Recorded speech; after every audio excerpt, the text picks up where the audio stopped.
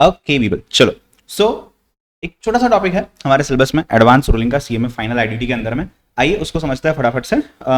जो लोग ऑनलाइन में इसको देख रहे हो यूट्यूब के ऊपर में, यहाँ पे आप सिर्फ प्रॉपरली सेशन देखिए पूरा, और जो भी ये नोट्स वगैरह है इसके, जो आपके मॉड्यूल में हाईलाइटिंग कर रहा हूँ, ये आपको टेलीग्राम पे मिल जाएगा डायरेक्टली, आप वहां से उसको चेक कर सकते हो। ठीक है, so don't bother about it right now, just focus simply upon understanding the topic solely. ठीक है, समझेंगे चाहिए तो आप साथ साथ में पॉज करके रीड करते जाइए मेरे साथ। ठीक है, सो दैट आपका पूरा काम कंप्लीट हो जाएगा। आइए, एडवांस रूलिंग के अंदर में पहले तो एडवांस रूलिंग का मतलब क्या होता है, जैसे कि नाम बोलता है एडवांस, मतलब रूलिंग यानी कि जजमेंट जो दिया जा रहा है ये एडवांस में दिया जा रहा है। कई बार क्या होता है, सपोज आपने ट्रांजैक्शन एग्जीक्यूट कर लिया, आपने डील कर लिया, आपने सेल कर लिया, जो भी कर लिया, उसके बाद आपका लगता है जीएसटी, आपने जीएसटी जो भी है भर दिया। अब ऑफिसर को लगता है ये सही नहीं है, वो आपको नोटिस भेज देगा, फिर आप वही सब चीजों में फंसे रहोगे। इससे अच्छा एक काम करो, अगर आप श्योर नहीं हो ना क्या करना है, तो आप डायरेक्टली पहले ऑफिसर के पास जाइएगा या एडवांस रूलिंग अथॉरिटी के पास जाइएगा बेसिकली, और उनके पास से आप क्या करिए, आप बना करके ले लीजिए कि यार इस केस में क्या होने वाला है, और फिर उसको फॉलो करिए। That is the whole gist of advance ruling, right. Subject matter content लगभग सिमिलर है, जो आपको इनकम टैक्स में भी दिखाई देगा। आइए समझते हैं एग्जैक्टली। सो एडवांस रूलिंग क्या है, बेसिकली ये आपको प्लानिंग करने में हेल्प करता है आपकी एक्टिविटीज का। कहीं ऐसा ना हो कल जाकर के आपकी एक्टिविटीज को बोला जाए यार ये इलीगल है, ये ऐसा है, ये वैसा है, तो इट्स बेसिकली कि हम पहले प्लान करेंगे। ठीक है, और ये वो एक्टिविटीज है जहां पे जीएसटी की लायबिलिटी आने वाली है, जहां पे जीएसटी का पेमेंट आने वाला है। ठीक है, चलिए उसके बाद लीगली इस बॉडी को हम क्या बोलते हैं, एएआर, यानी कि क्या है, एडवांस रूलिंग की authority for the purpose of advance ruling. However let me also tell you, यहां पे एक अपेलेट अथॉरिटी भी है। क्या नाम है उसका, triple AR, appellate authority for advance ruling. क्या है sir, appellate authority for advance ruling. So आपका अथॉरिटी फॉर एडवांस रूलिंग भी इस चैप्टर के अंदर कवर्ड है, एडवांस रूलिंग का प्रोसेस भी चैप्टर के अंदर कवर है, और appellate authority for advance ruling भी इस चैप्टर के अंदर कवर्ड है। ठीक है, चलिए नाउ लेट्स टॉक। सो यहां पे जब मैं बात करता हूं एडवांस रूलिंग, मतलब आपको लॉ के बारे में एडवांस में पता चलता है, वही बात है, राइट। डेफिनेशन पे अगर आप वो देखोगे सेम चीज है। तो advance ruling can B obtained on a proposed transaction, वो ट्रांजैक्शन जो होने वाला है, एज वेल एज वो ट्रांजैक्शन जो ऑलरेडी अंडरटेक कर रहे हो। ठीक है, मतलब हो चुका है नहीं, जो हो रहा है या जो होने वाला है। ठीक है, सो ट्रांजैक्शन ऑलरेडी अंडरटेकन या transaction proposed to be undertaken, दोनों भी टाइप के ट्रांजैक्शंस यहां कवर हो जाएंगे। ऑब्जेक्टिव क्या है यार, ऑब्जेक्टिव सिंपल है कि पहले ही मुझे पता चल जाए कितना टैक्स भरना होगा, और अगर आपका एडवांस रूलिंग फिक्स है तो इससे आपको फॉरेन डायरेक्ट इन्वेस्टमेंट भी मिल सकता है। सर कैसे मिल सकता है, सिंपल सी रीजन है, अगर आपको पता है आप जो कर रहे हो लीगल कर रहे हो, बट किसी को लग रहा है यार इसमें कुछ तो इलीगल है क्या, तो आप बोल सकते हो देखो यार मैंने एडवांस रूलिंग लेकर के आया हूं, ये ऑर्डर है एडवांस रूलिंग अथॉरिटी का, सब कुछ चंगा सी, कुछ प्रॉब्लम नहीं है, अलाउ कर देंगे वो। ठीक है, रिड्यूस लिटिगेशन, लिटिगेशन मतलब क्या, डिस्प्यूट इन द लॉ। तो अगर पहले ही ये बता दिया गया है कि ये फॉलो करना है और आपको लगता है सब सही है, यही फॉलो करना है, तो आप वापस लॉ में क्यों जाओगे, ऑफिसर आपको नोटिस क्यों भेजेगा, क्योंकि ऑलरेडी आपने म्यूचुअली डिसाइड कर लिया, म्यूचुअली नहीं मतलब जो भी है वो डिसाइड करके समझ लिया म्यूचुअली। ठीक है, प्रोनाउंस रूलिंग एक्सपीडियसली, थोड़ा सा ये इनएक्सपेंसिव भी होता है, ट्रांसपेरेंट भी होता है, और फास्ट काम भी होता है। ठीक है ना, आइए, तो home advance ruling is applicable, it shall be binding only on the applicant and on the concerned officer in respect of a particular application। उसी के लिए this clearly means that advance ruling is not applicable to similarly placed other taxable person in the state। so करण ने एक transaction किया और वो transaction में advance ruling approach किया, एडवांस रूलिंग का ऑर्डर आ गया। अब अगर करण के अलावा सपोज अमित को फॉर एग्जांपल कुछ फॉलो करना है, तो अमित ऐसा बोल सकता है कि यार करण ने जो किया ना मैं सेम चीज कर रहा हूं, क्योंकि करण को ऑर्डर मिल गया तो मेरे केस में भी सेम फॉलो होगा। नहीं, ऐसा नहीं चलेगा, ये दोनों के केसेस में अलग अलग होगा। वो ऑर्डर जो एडवांस रूलिंग का आया वो सिर्फ मेरे लिए, करण के लिए एप्लीकेबल है, और किसी के लिए एप्लीकेबल नहीं है। ठीक है, टाइम पीरियड क्या है for applicability of the provisions of advance ruling, law does not provide a fixed time period for which advance ruling shall be applicable, because वो पर्टिकुलर जो केस है, जो ट्रांजैक्शन है, जो फैक्ट्स है, उसके रिगार्डिंग ही है। तो जो भी ओरिजिनल रूलिंग होता है, ये ओरिजिनल रूलिंग में जो भी पीरियड मेंशन किया गया है उतना ही चलेगा। तो अगर उसमें लिखा गया कि यार अगले 1 साल तक जो भी आप ट्रांजैक्शन इनकर करते हो, एग्जीक्यूट करते हो, अंडरटेक करते हो, उन 1 साल के ट्रांजैक्शंस के लिए ही एप्लीकेबल होगा, तो वहीं के लिए एप्लीकेबल होगा, आगे एप्लीकेबल नहीं होगा। अगर ये बोलते 2 साल के लिए, उससे ज्यादा के लिए, तो उसके ज्यादा के लिए एप्लीकेबल हो जाएगा। In this chapter unless context otherwise, तो कुछ मीनिंग्स दिए हुए हैं। Authority in respect of state और यूनियन टेरिटरी, राइट, उसके केस में आइए, तो स्टेट के लिए और यूनियन टेरिटरी के लिए अथॉरिटी जो है एडवांस रूलिंग का, वो क्या है, सेम है। राइट। तो वो स्टेट जीएसटी एक्ट के हिसाब से, यूनियन टेरिटरी एक्ट के हिसाब से दिया गया। हम सीजीएसटी की बात कर रहे हैं, सीजीएसटी एक्ट के अंदर में तो अथॉरिटी वैसा ही है, सब रूल्स रेगुलेशन सब कुछ सेम है, बस वहां अथॉरिटी अलग है, ठीक है। यहां पे देखिए, it can be seen that both AAR and AAAR is constituted under respective state, union territory and not under central act. This would mean that a ruling given by AAR or AAR will be applicable only within the jurisdiction of the concerned state. तो अगर महाराष्ट्र के AAR ने कोई advance ruling दे दिया तो उस case में क्या हो जाएगा, अब वो सिर्फ महाराष्ट्र के लिए एप्लीकेबल होगा, वो दूसरे इसमें नहीं जा सकता है। इंपॉर्टेंट पॉइंट, अगर वो सिर्फ और सिर्फ स्टेट के अंदर या यूनियन टेरिटरी के अंदर आप जा सकते हो, इसका मतलब ये हो जाता है प्लेस ऑफ सप्लाई का जो यू कैन से क्वेश्चन होगा कि how to determine place of supply, ये कहीं भी एप्लीकेबल नहीं होगा, ये AAR के अंदर में नहीं आ सकता। क्या नहीं आ सकता? प्लेस ऑफ सप्लाई AAR के अंदर में नहीं आ सकता। सर क्या बोल रहा हूं मैं sir? Place of supply AAR के अंदर में नहीं आ सकता, ठीक है। चलिए आइए, एप्लीकेशन करोगे तो एप्लीकेशन कैसे करोगे? Application desirous of obtaining advance ruling can make the application in form and manner along with a particular fee, right. जो भी क्वेश्चन है वो क्वेश्चन स्टेट करके कि यार मेरा ये क्वेश्चन है, इस पे मुझे एडवांस रूलिंग दो। क्वेश्चन कौन सी चीज का हो सकता है?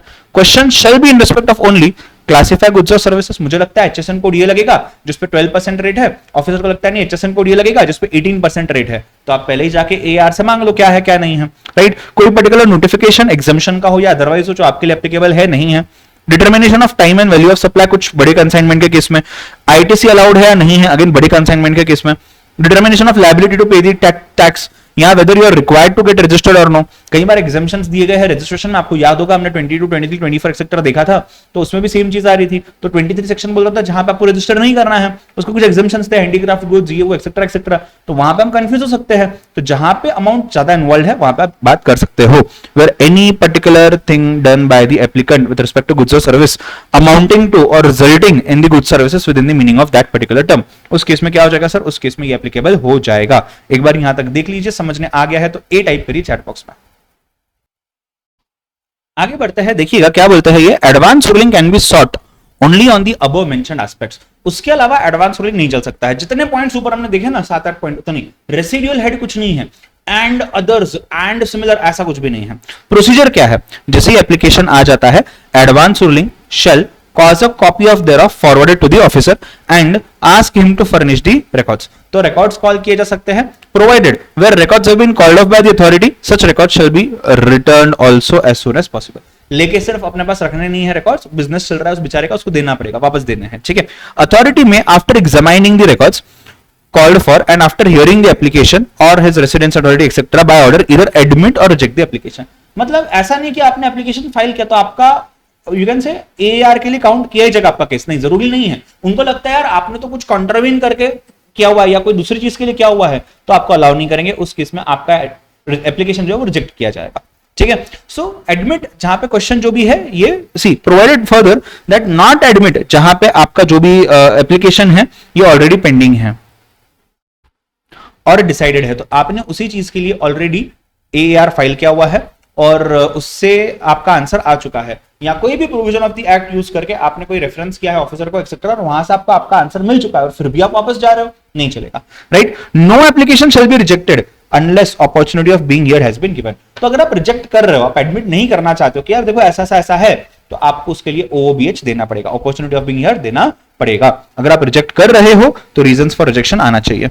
A copy of every order is made and is sent to the applicant and the concerned officer. Application का कॉपी जो भी ऑर्डर होगा इसमें वो सब एप्लीकेंट को भी जाएगा और ऑफिसर को भी जाएगा, उस जुरिस्डिक्शन के ऑफिसर को जाएगा, ठीक है। Where application is admitted the authority shall after examining further material placed before it and after providing opportunity of being heard as well as concern authorities and advance ruling on the question specified in the application में वो देना है, ठीक है। Where the members of the authority differ, तो उस case में क्या करेंगे सर? मेजॉरिटी की बात करेंगे। They shall state the points on which they differ and make a reference to appellate authority for hearing. तो उनको मेजॉरिटी पे डिसीजन नहीं लेना है, उनको AAR के पास डिसीजन भेजना है अगर ये डिफर करते हैं तो, ठीक है।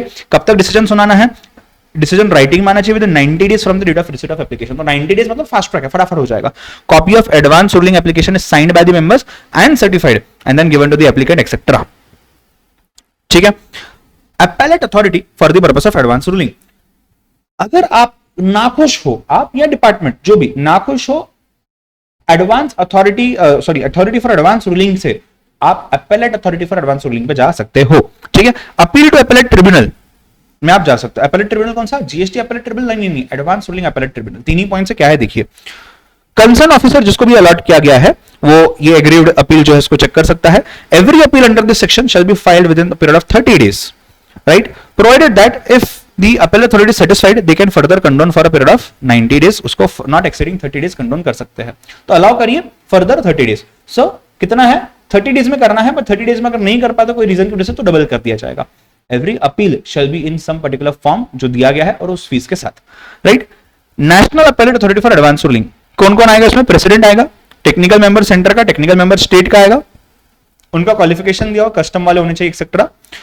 प्रेसिडेंट जो है ये अपॉइंटेड होने चाहिए by chief justice of India के हिसाब से after in consultation with, provide that in the event of occurrence of any vacancy office of president by the reason of his death और resignation otherwise the member of national appellate tribunal shall act as the president on which until the date on which new president is you can say appointed. Where president is unable to discharge the functions, senior most member will discharge the functions. ठीक है, उसके बाद देखिए आगे technical member centre, technical member state होना चाहिए, right. No appointment of the, ये selection committee के द्वारा आएगा। No appointment of the members of national appellate authority shall be invalid merely by the reason of vacancy. तो vacancy था बस किसको अप्लाई कर दिया, ऐसा क्या वैसा क्या नहीं चलेगा। ये सेम चीज हम इससे पहले भी कमिश्नर अपील्स वगैरह के केस में, जीएसटी अपेलेट ट्रिब्यूनल के केस में देख के आएगा, आपको याद होगा तो। ठीक है, before appointing any person in that case government satisfied self that the person does not have any financial interest prejudicial. तो मेरी कंपनी है और मैं ही जाकर के ऑफिसर बन गया, मैं ही जाकर के कमिश्नर बन गया, मैं ही जाकर के मेंबर बन गया, चल सकता है? नहीं चल सकता है। सैलरी अलाउंसेस एक्सेट्रा जो भी दिया जाएगा वो दिया जाएगा। Neither salary nor allowances etcetera जो भी है to the disadvantage after their appointment देना है। The president of national appellate tribunal shall hold office for a period of 3 years। MCQ 3 साल के लिए रह सकते हैं, टेक्निकल मेंबर एक्सेट्रा 5 years के लिए, ठीक है। और until the age of 65 years whichever is earlier, यहां पे 70 years। इसको एक बार चेक कर लीजिए, यहां तक चेक कर लीजिए। यहां तक कोई डाउट है तो सी टाइप करके बताइए, वो फॉर इट फास्ट, सी नहीं बी टाइप करके बताइए। आइए आगे बढ़ते हैं। उसके आगे देखिएगा, प्रेसिडेंट और any member notice and writing under his hand address to the government resign from the office. Resignation का पूरा ऑब्वियसली अथॉरिटी दी गई है, कोई दिक्कत की बात नहीं है, ठीक है। प्रोवाइडेड दैट प्रेसिडेंट और member shall continue to hold office until expiry of 3 months from the date of receipt of such notice by the government. तो रिजाइन करना है तो 3 months का नोटिस पीरियड है। और जब तक दूसरा कोई सक्सेसर अपॉइंट किया गया है विच एवर इज अर्लीस्ट, अगर गवर्नमेंट ने किसी को अपॉइंट कर दिया तुरंत से तो आप जा सकते हो, कोई दिक्कत नहीं अपॉइंट किया तो 3 महीने आपको रुकना है वहां पे, ठीक है। Government after consultation with chief justice of India remove any member. क्यों रिमूव कर सकते हैं? अगर उसको इंसॉल्वेंट घोषित किया गया है, कोई ऑफेंस में कन्विक्ट किया गया है, राइट, फिजिकली और मेंटली इनकेपेबल हो जाता है वो, राइट, कभी कभी एक्सीडेंट वगैरह भी हो जाते हैं, या फिर likely to affect the interest of revenue because वो किसी से जुड़ा हुआ है और अब्यूज दिस पोजीशन एक्सेट्रा, तो उस केसेस में क्या कर सकते हैं? निकाल सकते हैं। हालांकि जब भी आप निकालोगे उससे पहले आपको OOBH opportunity of being here देना पड़ेगा, ऐसे ही नहीं निकाल सकते आप, ठीक है। Without prejudice to the sections, president and technical members of the national appellate authority shall not be removed from their office except by order made by the government on proven misbehaviour, ठीक है। Government with the concurrence of the chief justice of India may suspend from the office the president and national authority from the national authority etcetera, right? However, subject to the provisions of the constitution, president or members on seizing the office shall not be eligible to appear before the national appellate tribunal where the president or the case may be a member, ठीक है। तो basic से provision से सबके सब यहाँ पे देखा जाए तो क्वेश्चन आंसर एक्सपेक्टेड होगा अगर एमसीक्यू फॉर्मेट में, तो यूजुअली ये पीरियड जो टर्म होता है उसके ऊपर होगा। मेरे ख्याल से कोई मॉडल क्वेश्चन पेपर में इस अटेम्प्ट के पिछले अटेम्प्ट का मुझे याद नहीं आ रहा है, कहीं तो भी वो यू कैन से इंसर्ट भी किया गया है। आइए, appeal to national appellate tribunal, sorry national appellate authority. आइए, अगर अपील करना है, पहले क्या था अथॉरिटी फॉर एडवांस रूलिंग, अब उसका अपील करना है तो आप कैसे कर सकते हो, ठीक है। आइए ध्यान दीजिए, सो जहां पे conflicting advance rulings are given by the appellate authorities of 2 or more states, उस केस में आप क्या कर सकते हो? आप अगर एग्रीड हो इसमें से तो you may prefer to appeal to the national appellate authority, ठीक है। उसके बाद every appeal under this section shall be filed within a period of 30 days from the date on which ruling is sought, provided officer authorized to file even within a period of 90 days। तो जो SSC है उसके लिए 30 days है, officer जो है officer के लिए 90 days है डिपार्टमेंटल अपील, ठीक है। प्रोवाइडेड फर्दर दैट एक्सटेंशन आपको मिल सकता है for a period of not exceeding 30 days. Extension मिल सकता है, कोई दिक्कत की बात नहीं है, ठीक है। Every appeal under this section shall be in the form accompanied with such fee as may be prescribed. अगर नेशनल अपील अथॉरिटी में आप जाते हो तो आपको ऑर्डर देंगे। वो ऑर्डर कब दे सकते हैं, देखिए, द नेशनल अपील अथॉरिटी में after giving opportunity of being heard to the applicant and the officer both, तो ऑफिसर ने केस अगर डाला हुआ है तो भी दोनों को ओ बीच मिलेगा, एसएससी ने डाला हुआ है टैक्स पेयर तो भी दोनों को ओ बीच मिलेगा। उसके बाद authorities by the commissioner etc as deemed fit modifying the rules, if the members of national authority differ in opinion it shall be decided accordingly with the majority। कब करना है, within a period of 90 days करना है। Sir ये जो time limits है ना, इसको प्लीज याद करिए, टाइम लिमिट्स आ सकते हैं एग्जाम के अंदर में, ठीक है। जो भी कॉपी है वो आपको कॉपी अकॉर्डिंगली देनी है सभी लोगों को, ठीक है। आइए इसके बाद ऑर्डर्स के ऊपर जाएंगे, आप एक बार चाहो तो रीड कर सकते हो। I will take a pause for a minute, let me know if you have been able to understand till now. C type करिए चैट बॉक्स में, कोई डाउट यहां तक? यस सर, कोई डाउट यहां तक?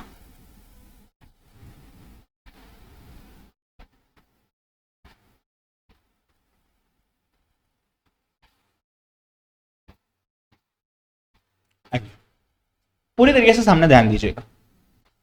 क्वेश्चन जो है एडवांस रूलिंग जिस पे आ सकता है, ये क्वेश्चन कौन सा हो सकता है? क्लासिफिकेशन का हमने देखा, नोटिफिकेशन का, टाइम या वैल्यू ऑफ सप्लाई का, आईटीसी का, या फिर टैक्स पेड का, रजिस्ट्रेशन करना है नहीं करना है उसके रिगार्डिंग, या फिर any particular thing done by the applicant that amounts to supply, वो सप्लाई है या नहीं है उसके रिगार्डिंग। यही चीजें सिर्फ जो है कितनी है, मेरे ख्याल से 7 पॉइंट्स है। ये 7 पॉइंट्स का अगेंस्ट आप एआर में जा सकते हो। तो आप अपील करिए एआर के अंदर में। सबसे पहली चीज एआरए 1 में करना है, 5000 के फीस के साथ करना है, सीजीएसटी एसजीएसटी, राइट, ऑनलाइन करना है कॉमन पोर्टल पे, right. Application must contain the question जिसके लिए आप ये सॉर्ट कर रहे हो, और supported by the statement relevant facts जो भी हो गए वो देने हैं। Applicant must state that the application his interpretation to the law.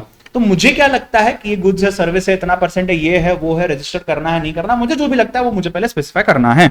Application must not contain a question, right, जो ऑलरेडी पेंडिंग है या फिर जो ऑलरेडी डिसाइडेड है। अगर ऑलरेडी पेंडिंग है या ऑलरेडी डिसाइडेड तो चलेगा क्या? नहीं चलेगा। On receipt of the application authority क्या करेगी? एग्जामाइन करेगी, रिकॉर्ड्स भी मंगा सकती है, रिकॉर्ड्स के हिसाब से भी एग्जामाइन कर सकती है, और एक्सेप्ट करेगी या फिर रिजेक्ट करेगी। Whenever application is accepted, ruling pronounce करना है 90 डेज के अंदर में आफ्टर एक्सेप्टिंग, राइट। जो भी रूलिंग आएगा वो बाइंडिंग होगा upon the applicant and as well as the concerned jurisdictional officer. जो भी होगा वो क्या होगा? After giving opportunity of being heard ही होगा, तब तक नहीं होगा, ठीक है। अगर इसके बाद कुछ करना है तो आप अपील कर सकते हो AAAR पे, appellate authority for advance ruling. उसमें क्या करता है, जो भी एग्रीड पार्टी है वो क्या कर सकती है, with in a period of 30 days further extend किया जा सकता है, 30 डेज कर सकती है। ARA 02 में 10,000 की फीस आप लगा सकते हो, और ये अपील अगर चाहिए तो ये ऑफिसर भी कर सकता है, उस केस में ARA 03 में आएगा। तो ARA 01 appeal made to advance authority का, अथॉरिटी फॉर एडवांस रूलिंग। और अगर AAAR में जाना है तो ARA 2 और 3 लगेगा, 2 SSC के लिए, 3 ऑफिसर के लिए। Appellate authority shall within 90 days from the date of filing of appeal and after giving opportunity of being heard process the order. Further, if the members differ, in that case क्या करेंगे हम उसको क्या करेंगे sir? If the members differ, तो it shall be deemed that no advance ruling can be issued. अगर opinion differ हो रहा है, यहाँ पे क्या हो रहा है सर? ओपिनियन डिफर हो रहा है, उस केस में हम क्या करेंगे? हम एडवांस रूलिंग नहीं करेंगे। तो एक चीज को समझिएगा, अगर आप AAR के पास जाते हो या अगर आप AAAR के पास जाते हो, यहां पे अगर डिफरेंस ऑफ ओपिनियन है या यहां पे अगर डिफरेंस ऑफ ओपिनियन है तो यहां पे क्या करेंगे? No advance ruling.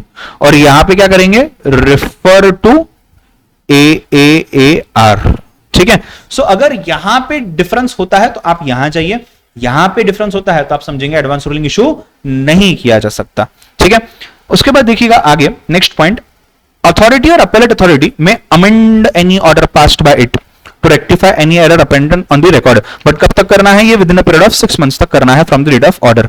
आप उसके अलावा अगर देखेंगे तो आप रेक्टिफिकेशन नहीं कर सकते हो अगर अपॉर्चुनिटी ऑफ बीइंग हियर नहीं दिया गया है, जब आप टैक्स लायबिलिटी को एनहांस कर रहे हो।